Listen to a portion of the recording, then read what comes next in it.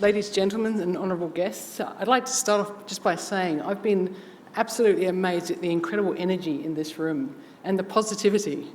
And so I know a lot of you will be in forums where you'll be one of the few females amongst many males. And you will know that it's difficult there to stand up and see such energy in a room. So seeing this tonight is really inspiring for me. So I'm going to give you a little bit of a journey of the research that I do and why I got to where I am today. So I'm going to start in 460 BC. Democritus asked a question. He said, if you break something in half, and then you break it in half again, and you keep going down to the smallest part that you can get, what would it be? And he came up with the idea that if you kept going, you'd get down to the fundamental unit of matter, and that would be the atom. Now, unfortunately for Democritus, Aristotle didn't like his theory. And at that time, Aristotle was quite the most influential philosopher. So as a consequence, no one paid any attention to this for nearly 2,000 years. It's quite astonishing. But the universe is full of atoms. And throughout most of human history, we haven't even been aware they've existed. We couldn't see them, we didn't know what they did, or we didn't know what we could do with them. The size of a single atom is about 1/1000th of a metre, so it's about 50,000 times smaller than the width of a human hair. Well, today we can see them. To image an atom, you have to use a microscope, and the microscope that they used was invented by IBM back in the 1980s, and it's called a scanning tunneling microscope, and that's what you see up on your screens here. It's basically a piece of stainless steel where you've pumped everything out, so the only thing that's inside it is the atoms that you want to look at. Like most things in science, it looks incredibly complicated, but its operation is very simple. We bring down a very fine metal tip towards the sample that we want to look at, and we do that under voltage control. And when we get close to the atom we want to look at, electrons flow from the tip to the atom, and we get a current. And then what we do is we scan that tip, keeping the current constant over our atoms, and we build up a topographic image of the surface. So it's called a scanning tunneling microscope. And we raster scan that, rather like a television screen, so that we build up a beautiful image of what atoms really look like. And these are some atoms in our labs today. So this is a silicon surface. So silicon is what's used in the semiconductor industry.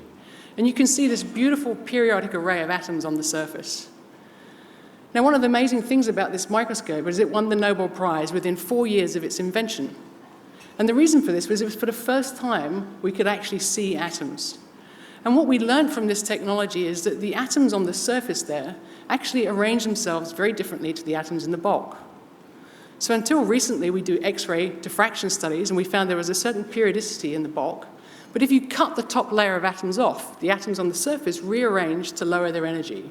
And on silicon, you can just about see there are rows of pairs of silicon atoms. It forms a different pattern. Now, the reason why this is significant is most of life occurs at surfaces and interfaces. Chemical reactions occur, biological processes occur there. So having an understanding of how things at surfaces are very different to what happens in the bulk was the reason why it won the Nobel Prize so quickly. Well, so what I'm going to describe to you today is something that only we in Australia can do, something that we've developed here over the last 15 years, and it really is unique internationally across the world. I'm going to tell you today how we adapted this technology, not just to image atoms, but actually to build electronic devices, where the fundamental component of that device is actually a single atom. But before I take you on that journey, I wanted to give you an answer to one of the questions that I get asked an awful lot. It's very unusual for a woman to be a physicist. So what motivated me and what drove me to come into this field? So in answer to that question, I want to convey a couple of stories that I've had through my career. The first one is, again, I want to take you back in time, but now to the 1970s, back to a living room in southeast London. And there's a father and his young son, who's about 10 years old, playing chess. Now, they've been playing for a couple of years together, and they play every weekend. And the son knows that if he tries really, really hard and he concentrates, if he's lucky, he can just about beat his father. Week after week they've been playing, but there's an observer in the room, and that observer has been watching and learning. One day, after a fairly intense game, the observer asks if they can play too. And the response from the father is somewhat dismissive and terse.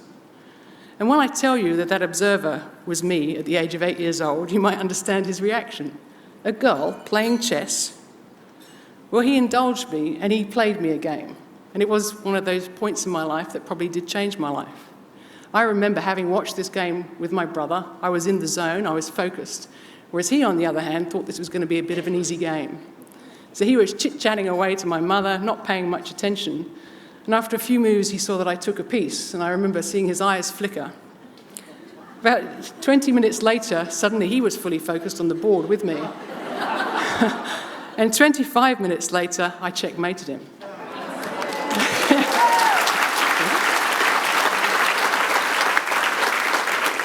Now, I have to give him credit. So, he was horrified. And, and just to prove his point, he played me 10 games in a row, one after the other, and he thrashed me in every one, just to reassert his dominance. Well, the interesting thing for me was that really fired something up in me. And I decided at that point that I would keep playing, I would keep challenging him until I could see if I could beat him again. And I did. And at that point, he decided he would enter me for competitive chess. And so for several years, at the tender age of 8, every weekend I'd go off to chess tournaments, and I would sit there for many, many hours playing chess. And I did encounter exactly the same attitude from many of the male competitors I had. And I have to admit, it made victory all that much sweeter when it came. Yet, despite becoming the London Girl Chess Champion, and I think that's one of the medals I got there, I had another epiphany at the tender age of 12. Some of the people I played with were completely obsessed with the game, and I remember going around to one of my friend's houses, and he took me up to his bedroom, and I walked in and I was horrified. His walls were a black and white chess set, his bedspread was a black and white chess set, his bookshelf was full of books on how to win at chess, and they were very well thumbed books. And I suddenly realized that even though I enjoyed the game of chess, it wasn't my passion. It wasn't something that I wanted to wake up to every day and see all around me. And so much to my father's disappointment, I retired at the age of 12. It's nice to be able to say that. But I'd learned two, very important lessons in life. One is it's really good to push other people's expectations of you, and in particular that means your expectations of yourself. And the second thing was if I was going to try really hard at something and enjoy it in the way that I had, it had to be something that I truly, really loved. So then, why did I go to physics? Well, I guess that's part of the story. So having achieved at something that was very difficult, I decided to try and pick the hardest thing that I could find, that I knew that I would wake up to every day, be excited about. I'd go and do it during the day, and I would find it challenging. And then I'd get that euphoric feeling if it was something difficult that I could master at the end. The other, key point was I had a fantastic physics teacher at school. He used to see, his name was Jim Clark, he used to single me out as the only girl in the class, and he could see that I loved to understand things. So he would single me out to get me to explain things to the others, and that encouraged me to speak in public, which wasn't something I enjoyed at that age. But the other thing he did, he saw that one of the passions I had then was I thought I wanted to be an astronaut. And so he decided that he would help out on this. And one day, unbeknown to me, he called me to the headmaster's office, and I remember him standing there with a big beaming face, holding the telephone. And he said, come here. And I went over, and on the other end of the line, he had found an astronaut in the US to talk to me about how to become an astronaut and what subjects I should choose and how I should learn to fly and learn different languages. Anyway, and you can't underestimate having a passionate teacher, especially in the science areas, encouraging people to come through. And he had high expectations of me. He challenged me to be the best I was. And I guess one of the things that I found out very recently, something that I've been horrified by that's happened in Australia, and it's happened several years ago, is that the high school curricula has been feminised. And a lot of physicists that I know at university are unaware of this. I think a lot of people are unaware of it. And so what they thought was to make physics more appealing for girls, they would substitute formula in the high school curricula for essays. And so very recently a group of us met to look at some of the curricular material and some of the exams out there, and they really have, for want of a better word, dumbed it down. Now, I don't see that there's been a long impact of getting girls to study physics at university. There hasn't been a big change as a consequence of that. And I guess it's something that I feel quite passionate about. Because when we reduce the quality of the education that we give people, we basically reduce the expectations that we have of them. And if you want young people to be the best at what they can be, then you must set the bar high and expect them to jump over it. And my strong belief is, boy or girl, it doesn't matter. You've got to have high expectations of yourself. Certainly, I don't think anything's achieved in life if you set the expectations low. So that brings me back to atoms. Have you ever noticed every year how your computing devices are getting smaller and smaller and faster? Well, there's this law out there called Moore's Law, written by Gordon Moore, who's the co-founder of Intel. And he's noticed that the number of components on a silicon chip double roughly every 18 months to 2 years. And this means that the individual transistor size is decreasing at the same rate. So it's getting smaller and smaller, and that's why it's faster, because the information has to travel less far. Well, now the fascinating thing about that is by the year 2020, we will, if that law continues, reach the level where the smallest component is a single atom. Now that's phenomenal. That's happening in our lifetimes. It will change computing dramatically when we get there. The interesting thing is, if you go back 20 years, not many people were thinking about what would happen at the absolute limit of Moore's Law when you reach single atoms. Most industries were interested in just getting their profits each year and just making the transistors slightly smaller, and you see the benefit of that.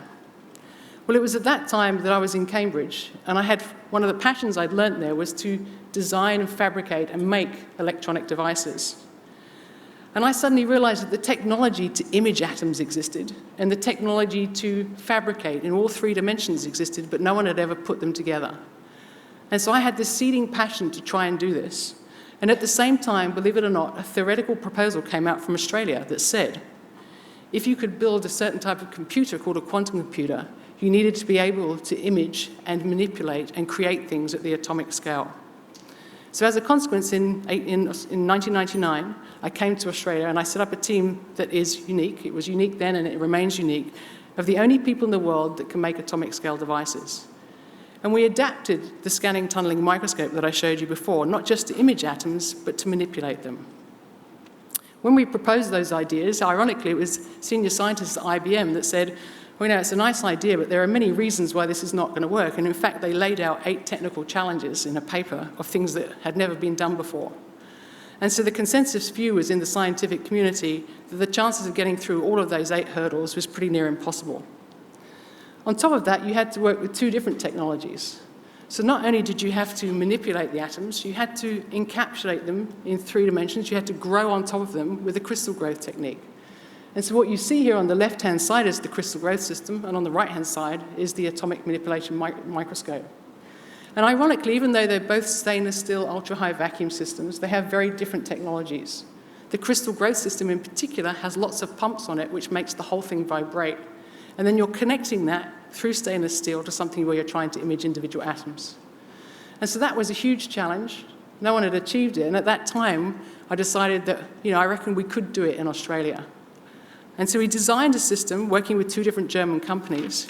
It cost $3.5 million to build the system, and it was basically a massive risk. There was no guarantee from the companies that if it worked or not, that they would give us our money back. And the delightful thing for me was that when we got the system on board, it took about 1.5 years to build and then bring it over to Australia. It actually worked a factor of 6 better than what we designed it for. And what we've done systematically over the last 10 years is to go through all of those 8 challenges and made the first electronic devices at the atomic scale. So in recent years, thank you.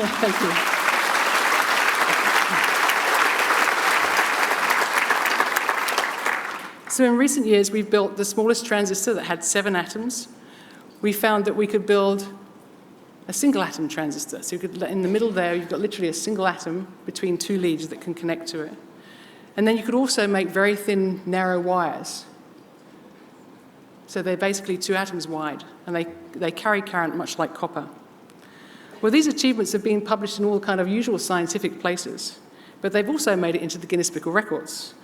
As my son discovered, to his great surprise one day, we were sitting in the school library, and he couldn't wait to show me when he got home. Well, the interesting thing is we've patented this technology at each stage, and we remain the only group that can do this. But even more exciting for us is what are we going to do with it?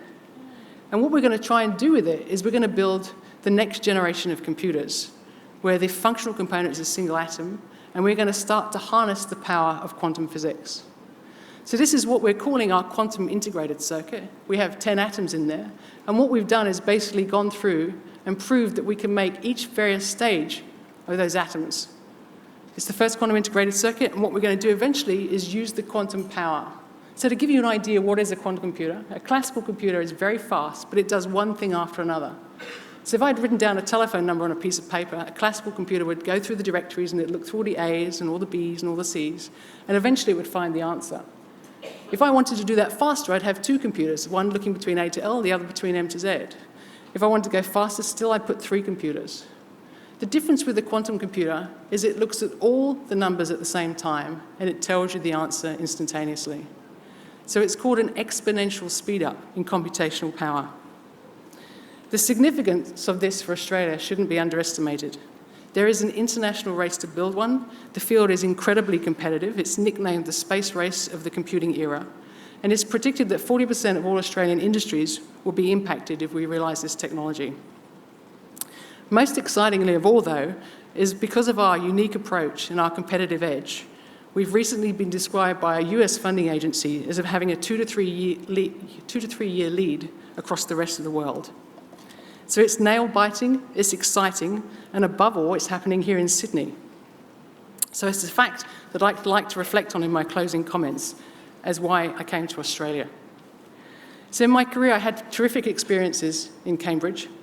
I learned to design, fabricate, and measure devices, 3 completely different skill sets, and it made me a master of my own destiny. But what I wanted was an ambitious project to work on. And there was a choice that I had to make. So I applied for a fellowship in Australia, I applied for one in Cambridge, and I was being interviewed for a faculty position at Stanford. And when I was offered the Australian fellowship, I took it immediately and pulled out of the other 2. And one of the things that's always been surprising to me is when I arrived in Australia, a lot of people I met said, "Why on earth did you come here?" And I was astonished. I was really astonished because I came here for a reason. That reason was the academic freedom to work on a project at a young age, to work with colleagues in large teams, to do ambitious projects that were high risk, and to have that can-do attitude. And Australians just don't accept what gold dust they have here with that. I realised in Cambridge it was very hierarchical, and the research was very esoteric. They didn't take on big projects. And if you put up an idea in Cambridge, they would all sit around the coffee table and tell you 1,000 reasons why it wouldn't work. If you go to the US, you typically have to fight quite competitively to get your own internal funding, to get funding both internally with your colleagues in your department and externally. And if you're lucky to get funding, you tend to work in very small teams and you don't collaborate because you're all fighting for that funding. Whereas Australia offered the ability to work on these large-scale projects and at a young age to take a leadership role. So seriously, there was no competition, and today I still believe that Australia is the best place to innovate in the world. Very cool.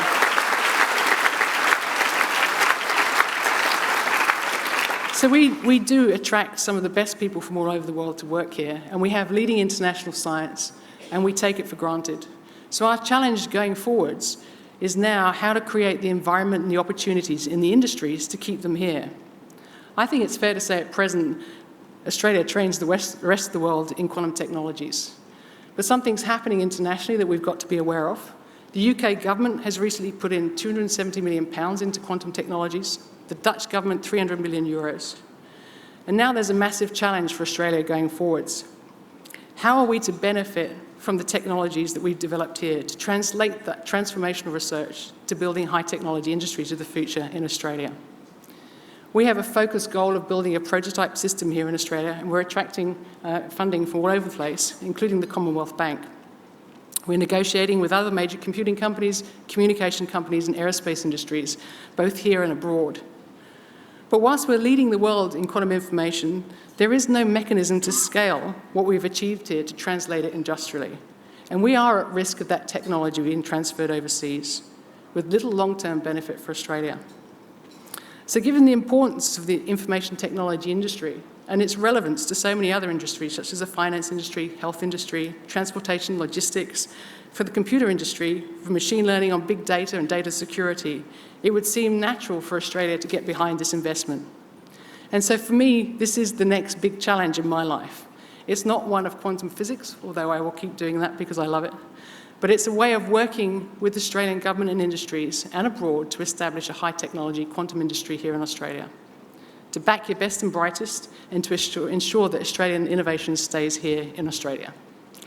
As you might have guessed, as with all these challenges, it's one that I'm up for. I fundamentally believe in it. I know it's the right thing to do, and I know now is the right time to do it. So in conclusion, what I'd like to say, the 4 mantras in my life: do what's hard, place high expectations upon yourself, take risks, and do something that matters. Thank you.